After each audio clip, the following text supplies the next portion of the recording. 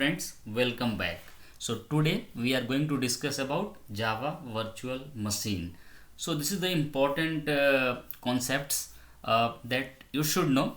But if you are asking to me, shall we know the JVM architecture to do the programming or to write the coding? So I will say no. You don't require to know the JVM architecture to write the coding. Okay, but it's up to the basic level. But if you want to run in a long way with Java, then you must know the Java virtual machine. Okay, so this is one of the concepts that you should require. Okay, for at the higher level, if you are going with the Java, and if you are conceptually wants to understand how the Java internally works when you are executing the program, right? So the JVM is basically Java virtual machine. So this play a role as a runtime engine to run the Java application. So this JVM is the one who is responsible basically to call your main method present in a Java code. So the JVM is a part of the JRE, you can see, and JRE is a part of the JDK. So if you are just deploying the JVM, means you are deploying the JRE. So under the JRE, JVM will be available. So the production environment or the any SIT or any stage environment, the JRE gets deployed. And if you are installing the JDK, okay, then it will include the JRE and JRE will include the JVM. So in a dev environment, you install generally JDK. Under JDK, JRE will be there, and under the JRE, JVM will be there. So we are going to discuss about the very important concepts. Okay, Aura concepts generally say write once, run everywhere. So wherever you require to run the Java code, you need to install the JVM, right? So let's see, whenever you write the code, generally you write the .java file, right? You create the .java file, and inside that .java file you write the code with public static void main or something else, right? And thereafter you compile the Java code. So how do you compile the Java code? With Java C, right? And thereafter, once the code is compiled, it generates the .class file. So this is so far so simple. Generally this is what we know when we generally takes the baby step to write the program, right? So once the class file gets generated, and you perform for executing the dot class file, right? So you run the dot class file using the java command, right? So you write Java space your dot class file, and then the Java program runs and it gives you the output. But how it gives you the output, okay, how internally goes, that's all work is done by the JVM. So we are going to see how the dot class file will go to the JVM and how it plays the role, okay, and how the JVM plays the role, how it bifurcate all the process, how it develops the ecosystem, okay, to complete its job. Like if you see any government machinery or any organization, they develop the ecosystem to smoothly run their program or run their particular job, right? So same kind, JVM have developed their ecosystem, and each and every component in their ecosystem is responsible to play their role, right? So we have a class loader. This is the first component of the JVM. So class loader job is to load dot class file, okay, in the JVM, right? So if you see here, the main class loader job is to load the class file. So this dot class file will be the input of the class loader, right? So class loader is responsible is to load the class from the hard disk where your dot class file is present, right? So under this class loader, so class loader takes the input from as a dot class file from the hard disk, and under that class loader there is separate component that we'll discuss, but there is separate component called the memory layout. So once the class loader loads the dot class file, the dot class file will have to store somewhere, right? that somewhere place is nothing but a memory. So JVM stores that dot class file or variable or instance variable. We'll see details later on, but it stores into the memory. So once dot class file gets stores into the memory, okay, it executes. So who executes your dot class file? It's execution engine who executes the dot class file and gives the output.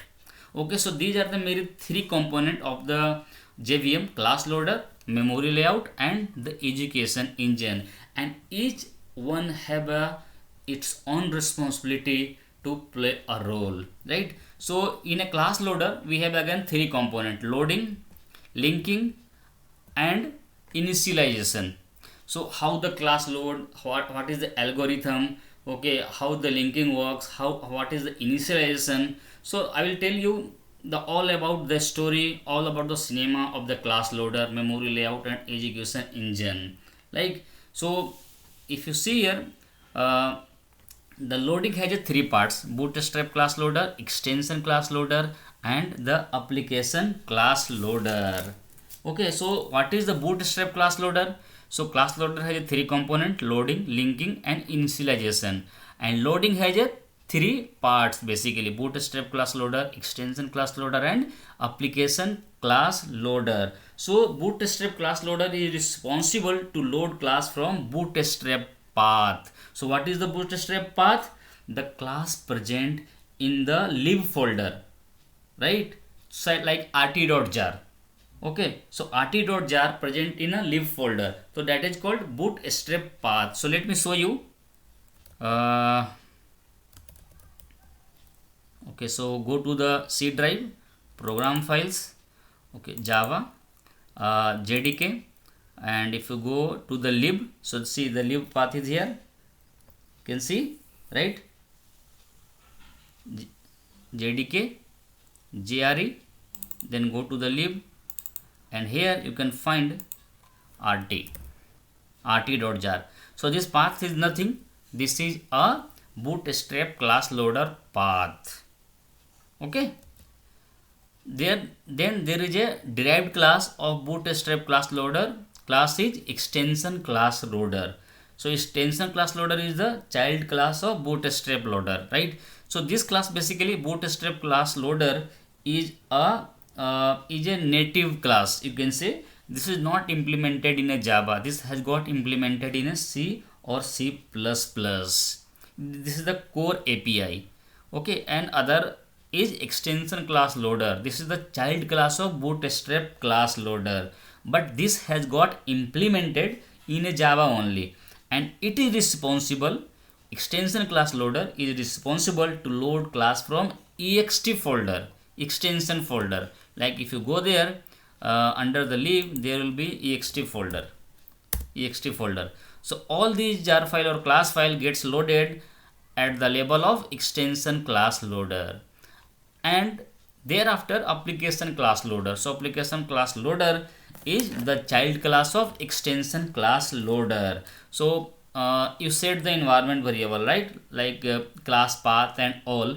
So application class loader loads all the classes from the environment variable, path variable. Okay, so how it works basically. So whenever you run and the input comes from dot class file to the class loader, okay, it reaches to the application class loader. Okay, so how it goes, when it reach to the application class loader, it delegates the request to the extension class loader, and when the request reaches to the extension class loader, it delegates the request to the bootstrap class loader. So like assume you can map this to the your production support kind of scenario where L1, L2, L3 role is there. So whenever the request reach to the L1, L3 level, okay, and the request is high, then it delegates to the L2. L2 see the priority, then it delegates to the L1. So here also it the request first goes to the application class loader. The application class loader delegates the request to the extension class loader, and extension class loader delegates the request to the bootstrap class loader. So bootstrap class loader is having the highest priority. So after delegation, bootstrap class loader will check that class files into the bootstrap class path like jdk jre lib folder. So if that the class is getting here, it will pick from there. If that bootstrap in a bootstrap class path, if the class is not getting, then it delegates the request to the extension class loader. If it is still not getting that class, then it route to the application class loader. So if in three classes, if the class is not the JVM is not able to find the class, then you got the error class not found exception or no class def found error. You must have gone through this error, right? So let's see and move ahead. So in the linking, basically we have a three another part: verify, prepare and resolve. So what is this? Verify, prepare and resolve. So verify, let's first discuss the verify. So you must have heard about the Java is secure. Okay, you can happily trust on the Java because it gives the very high security. So who perform the high security here? The verify here. Verify is the component who is responsible to check the correctness of that class file, if the proper class file had got generated or not, or if anybody has modified the class part or not. The class file is properly formatted and it generated by the valid compiler or not. If someone writes their own compiler and generated a class file, and if you are giving the input in a class loader, it will not recognize. Okay, the verification will fail and you will be getting the runtime exception called java.lang.verify error. And thereafter, once the verification is done, the request comes to the prepare. So what is the prepare? All the class variable, okay, initialize the memory to the default value. So what is the class variable? Like a static class variable, right? So a static class variable initialization is done at this level with assignment of default value. Make sure we are not saying the assignment of variable. The actual assignment with actual value will be done in a initialization level, but at prepare level, okay, JVM allocates memory, okay, for class variable and initializing the memory to the default value only. Like static have a different value as a 0, so 0 will be initialized here. Sorry. And then there is another is part resolve. So what is resolve? So it's a process of basically replacing the symbolic reference, okay, with the actual reference. Okay, like it looks for the method area to locate the reference entity. So so every reference, what is the reference entity, then you can ask. So every class, if gets loaded into the memory area, so it creates the constant pool of the test class or any other class you are writing. So whatever the classes are there, the reference are gets created. So you might have gone through the reflection, the class.forName kind of thing. So all these things are done at the resolve level, right? So this is the basically a resolution, and thereafter it request goes to the initialization. So what is the initialization?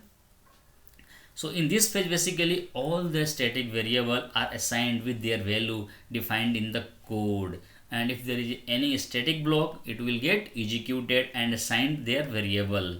Okay, and we know like it's executed from top to bottom in a class, and if there is a derived class or parent class, then the hierarchy will be from parent to the child, right? So this is all about the class loader. We see the loading, linking and initialization. We saw how the delegation are happening. So this algorithm, the delegation from application class loader to extension class loader to the bootstrap and come to the down, this delegation process is called the delegation hierarchy algorithm, right?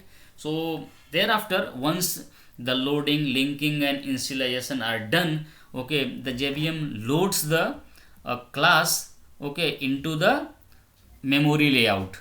Okay, so we completed the class loader. So in memory layout we have the five kind of the area where the JVM stores. So what kind of area, then we'll see here. So first is the method area. So method area is basically stores the class level information, like what is your class name, what is the parent class name, what are the all methods present in the class, what are all variable information present in the class. Okay, all the static variables. So all kind of information are stored in a method area. So in per JVM there will be only one method area present, and this will be shared across the resources, right? The second memory is heap area. So heap, like the instance variable, and all the object that you are creating will get stored in the heap area. So this is also the per JVM there will be only one heap area. So this will be also a shared resources. So all the object that you are creating will be stored in the heap area, like even the integer array. So array itself a object, so array will be get stored in a heap area. And thereafter it's a stack area. So for each for every thread, for every process, the separate stack will gets created, okay, and will store here. So basically all the, suppose you are in a class, if you are defining local variable int a, int b, int c, in a local variable in the instance variable, or inside the method also. So whatever the method you are writing, and inside that method if you are declaring a variable, that variable are called the local variable, right? So for that method call, the separate stack will get created and get stored in a stack. For each thread the separate stack gets created, okay, and after the thread terminates, okay, the runtime stack will also get destroyed, okay, and it's not a shared resource. So for each thread the separate stack gets created. Like if you see, the method area is a shared resource, heap area is a shared resource, but stack, for each thread separate stack gets created and it is not shareable, right? And thereafter the PC register. So the PC register, PC stands for program counter. So basically PC register address stores the address of current execution instruction of a thread, okay. So what are the current instructions that particular thread are executing, it stores that. It also stores what is the next execution instruction will be. So all the information the PC register stores, and for each thread the separate PC registers gets created, and obviously this is also not a shared resources. And sometimes you require a native method to run your program. Native method means some method or classes that have got written in a legacy language like C or C++. So to load that classes you will have to require native method stack area. So this is the separate native stacks for created apart from the stack area or the PC register, and it stores only the native information, right? So memory area is done. So in a JVM we have a basically 5 memory: method area, heap area, stack area, PC register, and the native. And thereafter, once it stores the memory, okay, thereafter the execution engine comes. So basically this is the heart of the JVM, okay, like a CPU. So actual run or actual processing are done at the execution engine level, okay. So execution engine executes your bytecode, your dot class file. Your dot class is nothing, it's a bytecode. So it gets executed line by line by the execution engine. So Java is a interpreter, so it's execute the bytecode line by line, okay, and it's get the information from the memory area wherever it's required, right? So in execution engine we have few component like interpreter. So it interprets the bytecode line by line and it executes. Since Java is a interpreter based programming language. So but the disadvantage here is that if one method is calling 100 times, so 100 times, okay, you will have to interpret the same line of code, right? So 100 times you are interpreting the same line of code. This is the disadvantage of the interpreter. So to solving this, the JVM has a JIT compiler, JIT compiler, right? So JIT means just in time compiler. So it is basically used to increase the efficiency of your interpreter.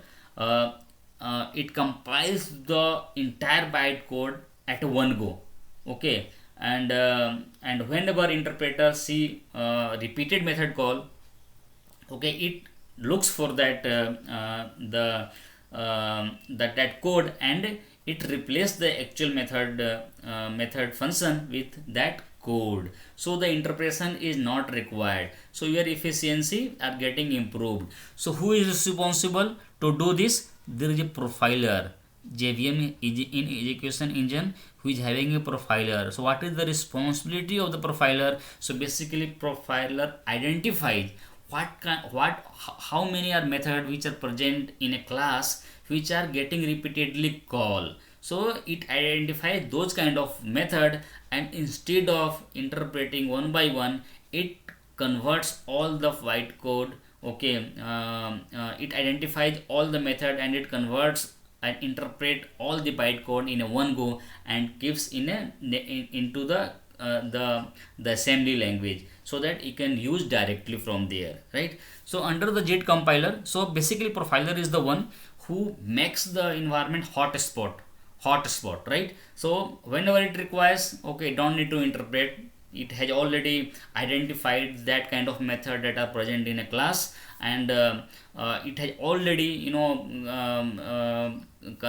interpreted all the bytecode into the native code, and wherever it required, the JIT compiler will go and take the code. So how it does after profiler identify and created a hotspot? So JIT compiler is, if you see here, the intermediate code generator one component is there, so it generates the intermediate code, okay. It passes through the intermediate code generator and it generates the code, and thereafter the code optimizer is there, so it goes to the code optimizer and it optimizes the code, and thereafter optimization it passes to the target code generator, right? So target code generator is basically converts your bytecode into the machine language, so that is the native code we are saying.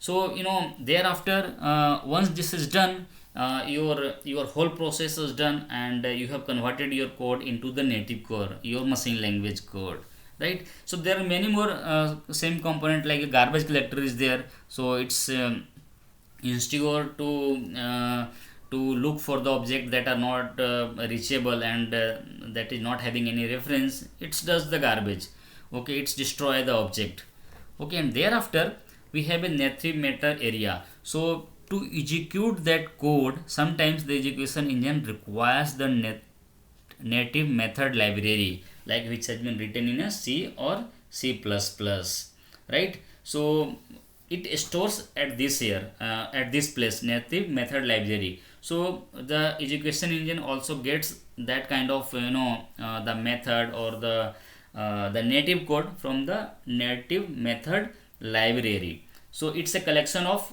the C or C++ library file.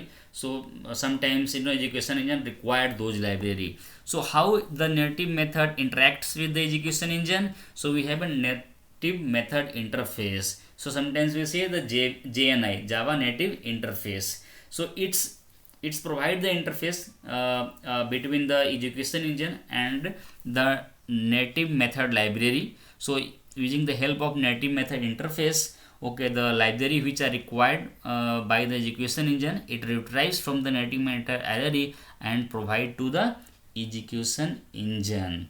So basically native method interface, it's provides the flexibility to the JVM to call the C++ library, okay, and whatever the hardware is specific to that call, like if you are running on the Linux or Unix or Macintosh, Okay, so based upon the hardware, it basically puts the request to the native method and it gets the library and provides to the execution engine. So this is how the JVM works. So we saw like the first component is the class loader, and we saw like loading, linking and initialization are done, and thereafter once the load class, the JVM loads that class into the memory, and we saw that there are 5 kinds of memory. We have method area, heap area, stack area, PC register and native metadata stack. And thereafter at the end, third one is execution engine, which provides the hotspot kind of environment, okay, where the JIT compiler plays the important role with same kind of function call are getting repeated over there. So this is all about the JVM. So hope you have understood how the JVM flows, goes from here to there, class loader to memory layout to execution engine. So I am sure this is the one of the most important question is also asked in the interview room. So if you are drawing this diagram, so I am sure interview will not have any further questions to explain about the JVM, right?